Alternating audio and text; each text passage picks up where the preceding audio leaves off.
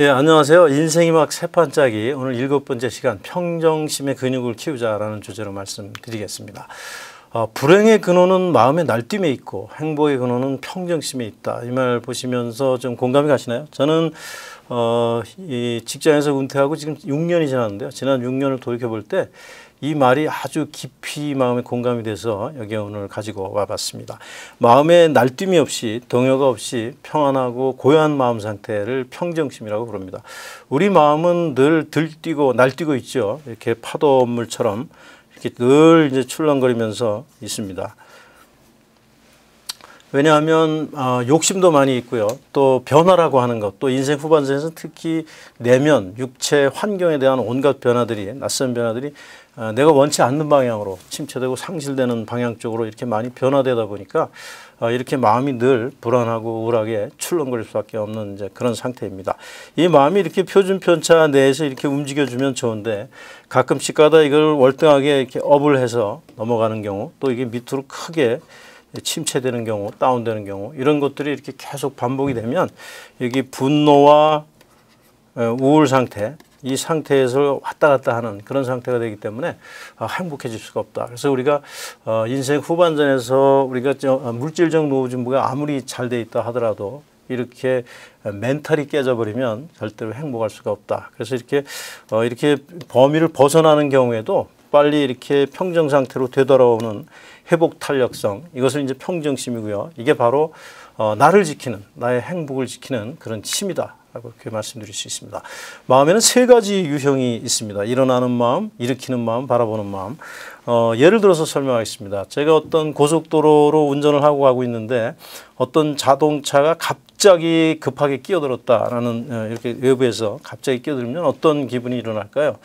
누구나 다 비슷하게 깜짝 놀라고 분노도 좀 일어나고 당황감, 황당감 이런 것들이 일어나겠죠. 이렇게 외부에서 어떤 이벤트가 발생했을 때 자동적으로 내가 어떻게 컨트롤할 겨를도 없이 일어나는 것, 이런 것들 일어나는 마음이라 그러고요. 이건 문제될 것이 전혀 없습니다. 누구나 다 있는 거기 때문에. 두 번째, 일으키는 마음이 문제입니다. 이것이 바로 날뛰는 마음인데요. 이렇게 이것은 외부가 아니라 내 내부에서 내 스스로가 계속해서 만들어낸 것, 이것이 이제 날뛰는 마음인데요. 예를 들자면 위의 사례에서 저 차가 왜 갑자기 끼어들었을까? 일부러 그런 건 아닐까? 저 친구 때문에 내가 죽을 수도 있었고 또 다칠 수도 있었다.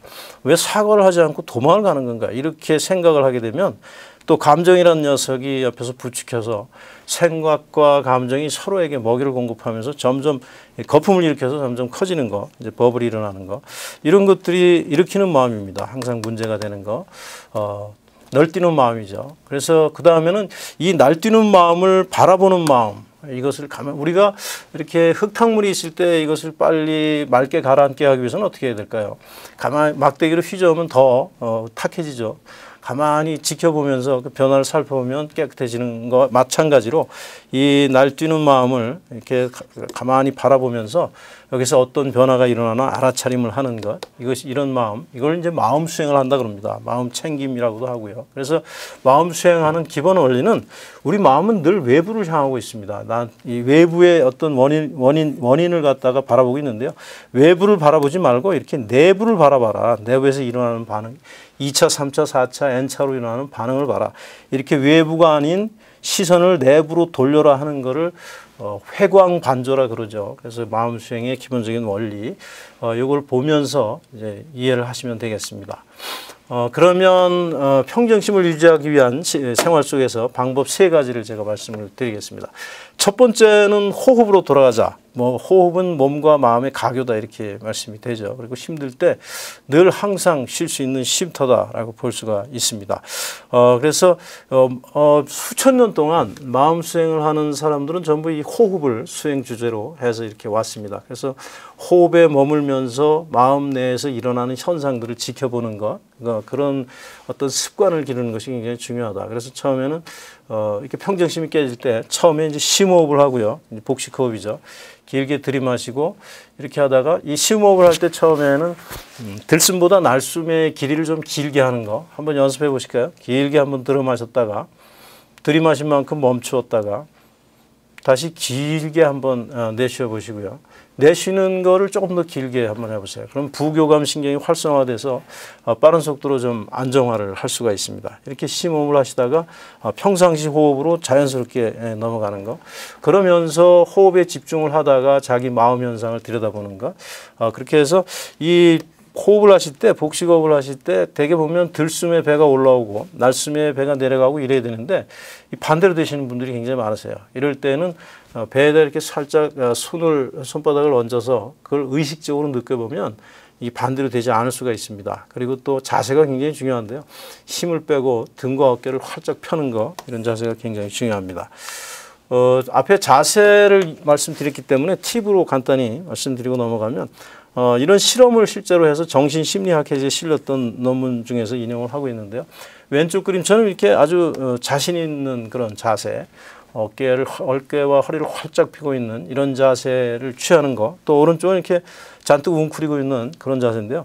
이런 자세를 3분간 취했을 때 몸의 호르몬장이 어떻게 바뀌고 있나를 논문으로 발표한 게 있는데 콜티졸이 25% 다운되고 이건 17%가 증가됐다. 그래서 합하면 42% 죽음 호르몬이라고도 그러고요. 또 스트레스 호르몬이라고도 그러죠. 그래서 이렇게 자세를 좀 자신 있게 똑바로 펴고서 호흡에 집중을 하면서 마음을 들여다보는 그런 습관들을 기르는 것이 아주 좋은 방법이다라고 말씀을 드리고요.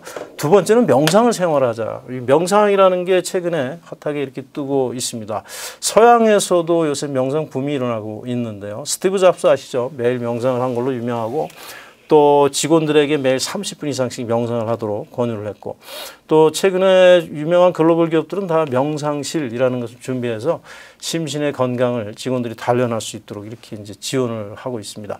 명상이라는 거의 정의, 이거는 일관되게 정의된 것을 찾기가 힘듭니다. 왜냐하면 워낙 전통도 역사도 길고요. 그다음에 저 깊이 불교의 사마타 이빠사나 명상 수행서부터 현대 서양에서 개발되고 있는 명상에 이르기까지 그 폭이 굉장히 넓습니다. 그렇기 때문에 이렇게 일관되게 정의를 할 수는 없고요. 다만 이렇게 심신 치유적인 관점에서 위키피디아에 정의되어 있는 것, 이것이 좀 잘 설명을 하고 있는 것 같아서 인용을 합니다. 명상이란 마음을 닦는 훈련이다. 강화하는, 길들이는, 깨닫는, 일으키는, 작용케 하는, 조절하는, 극복하는, 전환하는, 집중하는, 그리고 수용하는 훈련이다. 이렇게 정의하고 있습니다.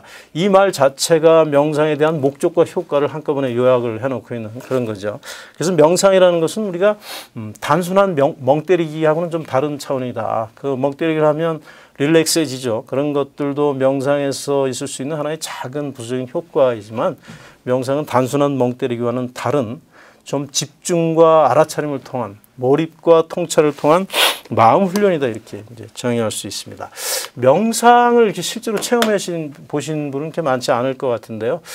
우리 주변에서 보면 명상 단체들에서 자격증도 제공을 하면서 좀 비싼 가격으로 하는 데가 많이 있는데요. 저는 명상 지도자가 되지 않을 바에는 그냥 일반적으로 우리가 이런 심신수행하는 경우에는 그런 비싼 돈 들어가면서 민간 자격증 그런 거 쓸데없이 딸 필요 없다. 저는 그렇게 생각합니다.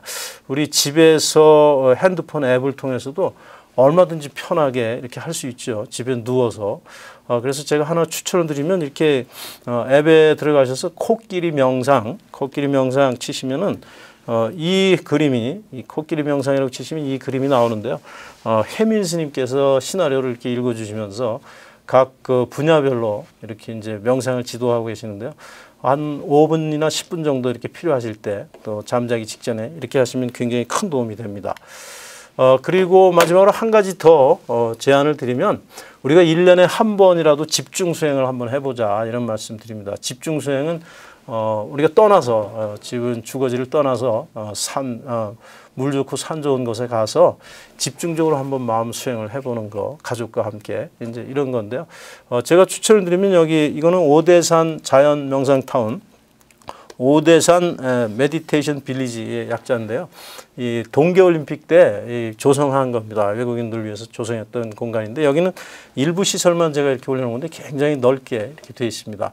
월정사에서 운영하는 거이기는 하지만 종교 이외에 일반적인 사람들도 누구든지 와서 일반적인 명상, 이렇게 걷기 명상, 참선, 자해, 힐링, 차 명상 이런 것들을 프로그램에 이제 조인을 할 수 있고요. 또 프로그램 조인하지 않아도 이제 스스로 할 수 있는 그런 아주 좋은 프로그램들을 많이 갖추고 있습니다. 그래서 여기 보시면 이렇게 개인적으로도 명상을 할 수 있는 공간, 또 이렇게 단체로도 명상할 수 있는 공간들이 잘 마련이 되어 있고요. 그래서 이런 휴가나 이런 걸 통해서 이렇게 심신수행을 하는 그런 기회를 꼭 한번 가져보시라 이렇게 권유를 드리겠습니다.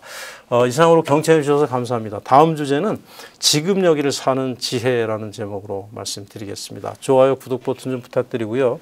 혹시 보충할 내용 있으시면 여기 카페에 들어가시면 제가 글을 많이 올려놨습니다. 제가 쓴 책인데 굉장히 성의를 다해서 썼는데요. 읽어보시면 도움이 되시겠습니다. 감사합니다.